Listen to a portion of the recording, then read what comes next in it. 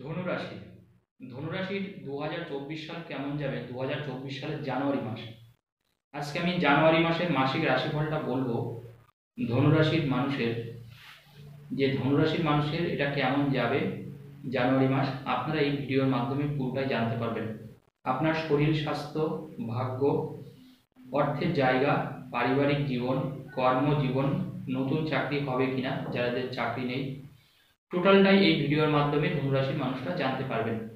তার জন্য শেষ পর্যন্ত ভিডিওটা অবশ্যই মনোযোগ সহকারে দেখুন এবং যদি ভিডিও ভালো লাগে অবশ্যই চ্যানেলটা সাবস্ক্রাইব করবেন, লাইক করবেন ও ভিডিও শেয়ার করবেন। তো দেখুন, ধনুরাশি হচ্ছে কালপুরুষ রাশি চক্রের 9 নম্বর রাশি, 9তম রাশি আমরা বলি ধনুরাশি। এই রাশির অধিপতি হচ্ছে বৃহস্পতি এবং সবথেকে বড় কথা জানবেন, এখন গোচরে ধনুরাশির তৃতীয় রয়েছেন শনিদেব, ধনুরাশিতেই বসে আছে রবি, সাথে মঙ্গলকে নিয়ে। মঙ্গল আপনার রাশিতে এখন বর্তমানে বসে আছে, মঙ্গল এবং রবি। এবং রবি ঘর পরিবর্তন করবে 15 তারিখে, জানুয়ারির 15 তারিখে মকর রাশিতে ঢুকবে আপনার দ্বিতীয়।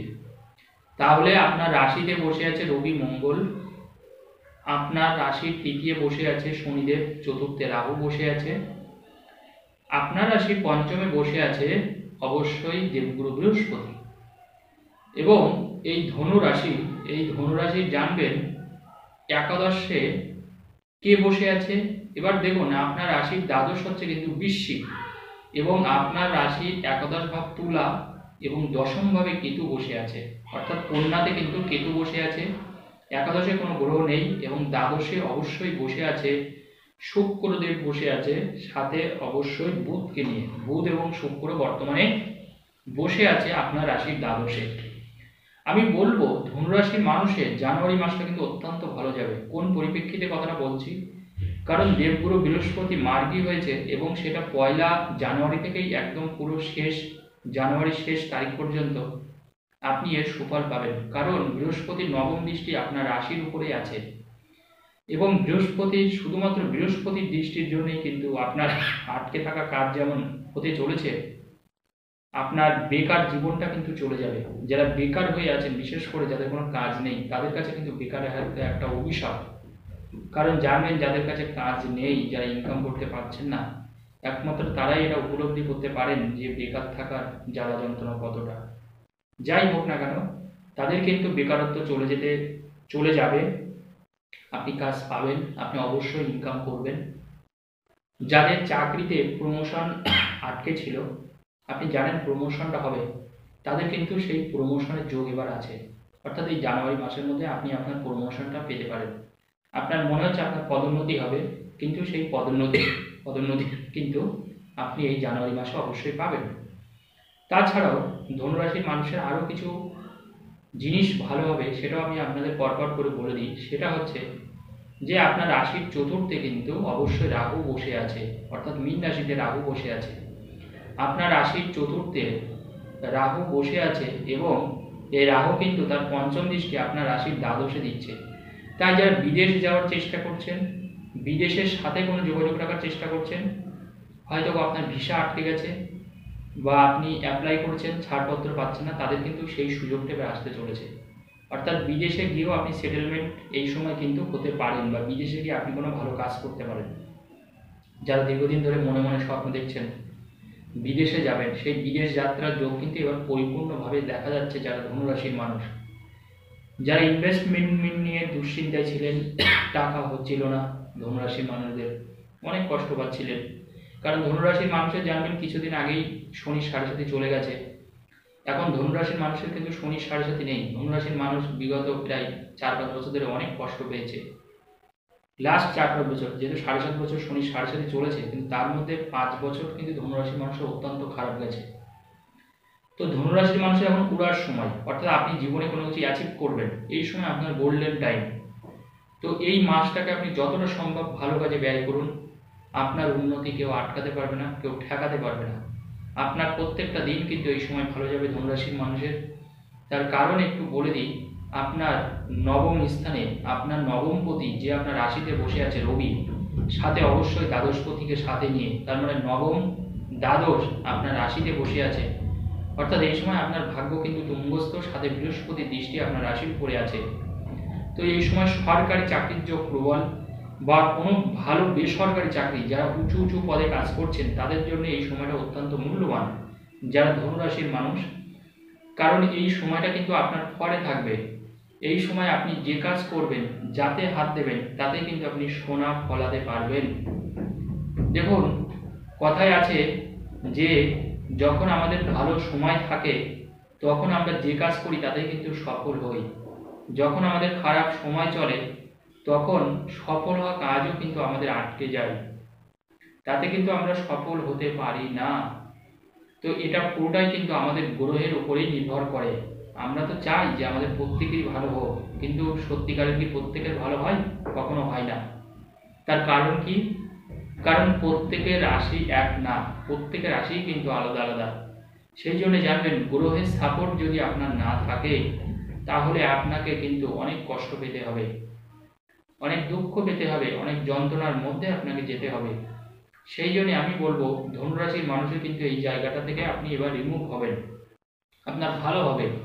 আর একটা জিনিস সাথে সাথে একটু বলে দিই, যে শরীর স্বাস্থ্য কিন্তু ধনুরাশির মানুষের খুব বেশি খারাপ এখন হওয়ার কথা না, বা হবেও না।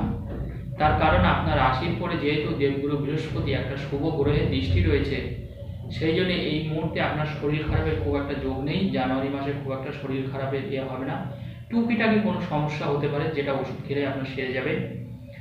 আর যাদের আগে থেকে অলরেডি ভুগছেন, কারণ দেখুন আগে থেকে যারা ভুগছেন তাদের কিন্তু শরীর কিন্তু এবার ঠিক হবে, এটা বলে দিই। কারণ বৃহস্পতি মার্গী ছিল, বৃহস্পতি বক্রী ছিল, কিন্তু বৃহস্পতি এখন মার্গী, তার ভালো দৃষ্টি কিন্তু এখন আপনি পাচ্ছেন।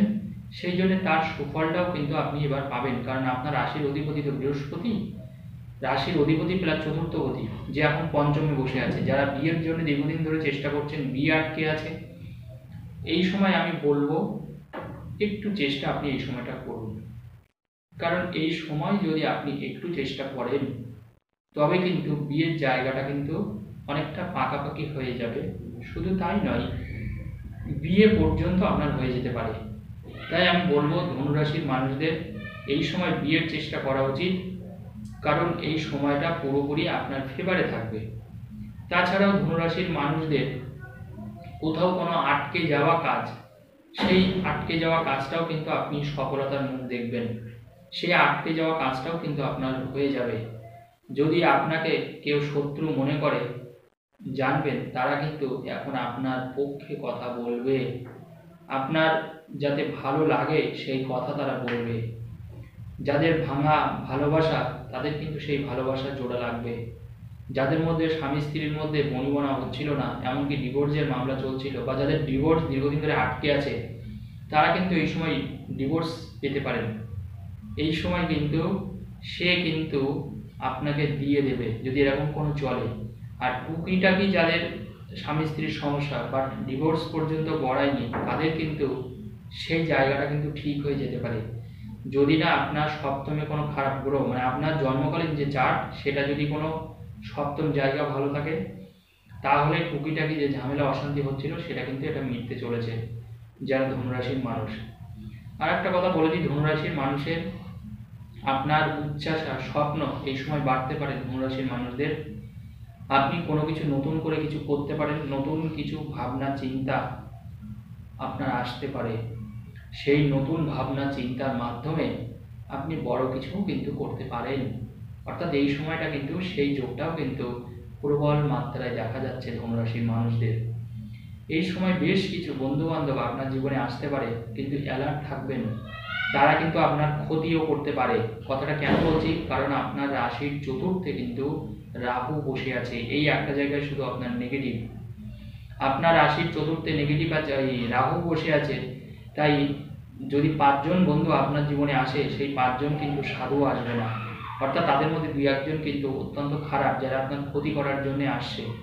তাই বন্ধু বান্ধব বাছাইয়ের ক্ষেত্রে এই সময় একটু নজর দিতে হবে, না হলে কিন্তু খারাপ বন্ধু বান্ধব আপনার জীবনটাকে নষ্ট করে দিতে পারে, আপনার জীবনটাকে ধ্বংস পর্যন্ত করে দিতে পারে।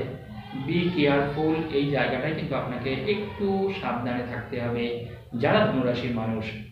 তাছাড়াও ধনুরাশির মানুষ এই সময়টায় আপনি আপনার পারিবারিক বেশ কিছু সাপোর্ট আপনি পাবেন, যাদের পরিবারের থেকে গা ছাড়া ভাব ছিল, পরিবার আপনার পাশে নেই, সেই পরিবার কিন্তু আপনাকে সাথ দেবে এই সময়টা ধনুরাশির।